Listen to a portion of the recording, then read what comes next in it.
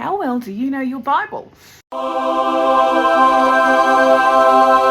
I'm JJ Carpenter, an Australian horror author, and today I'm showing you one of the oldest books that I have in my collection, and it is the bestseller of all time, the Holy Bible.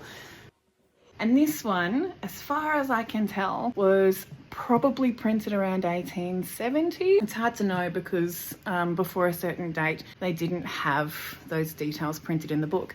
And what makes it even harder with this edition is that, you know, I love personal histories. And so a book that's damaged is often more valuable for myself. This one has been censored, not by the printer, but by the family who would have had this as their family Bible. And the two things that they removed from the Bible are the most contentious parts of the Bible for many Christians. I don't know if it's today, but certainly back then. The creation story ripped out, and then they topped and tailed it. The book of Revelations, there's only one page remaining because they didn't want to get rid of the book of Jude. Now, I grew up in a Christian family. I've read the Bible several times, and this is not the Bible I read growing up, and I find that absolutely fascinating. I also think it's kind of ironic that because they removed the creation story, one of the first words that appears in my Bible is horror of great darkness. It kind of feels fitting. But what I wanted to talk about here is they removed the creation story in the book of Genesis. They removed Revelations, and apparently some families did that because it was a bit too woo-woo, or because they didn't want to scare children, or because they just didn't believe it because it was a bit too far-fetched. But it doesn't remove all the blood and gore and horror, especially the Old Testament, which is what the Bible is mostly made up from. And there is in Exodus a whole ream of information that I never read as a child because it's been so updated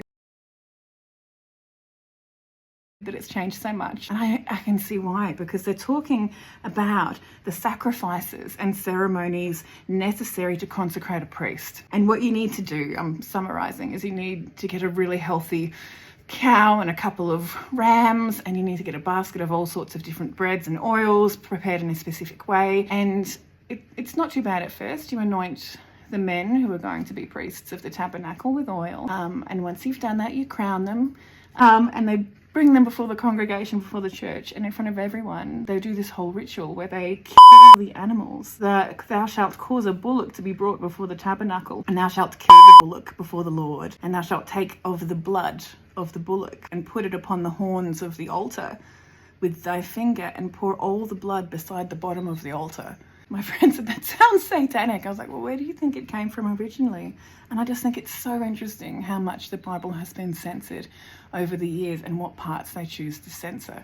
So today, the book of Revelations and that creation story in Genesis, that was taught, well, particularly the creation story, a lot in Sunday school when I went there. And they decided they didn't want that. They wanted to keep in the bit where they gut, because that comes next, what they do with the guts. Gut and blood a giant cow and pour the blood all over the front of the church. They take the fat from the innards, they take the liver and the kidneys, and they put them on the altar. They take the poo from inside the cow, his dung, and they burn it with fire, and that is an offering for their sin. How about that, guys? I don't know if you're interested in this stuff like I am, but I just found that fascinating. And this book is also quite amazing to me because it has handwritten notes inside on some of the pages, and some of the verses have been obviously meant a lot to them. And I can't read the handwriting. It's obviously been written in the 1800s and it was written in pencil. I'm going to try and preserve that. I'll find a way to do that, and then I'll find someone who can read that type of handwriting, because I'm good with some, but I can't figure out this one. All right, that's it from me. Tell me your stories about the Bible if you're so inclined. I'd really love to hear. Okay. Bye.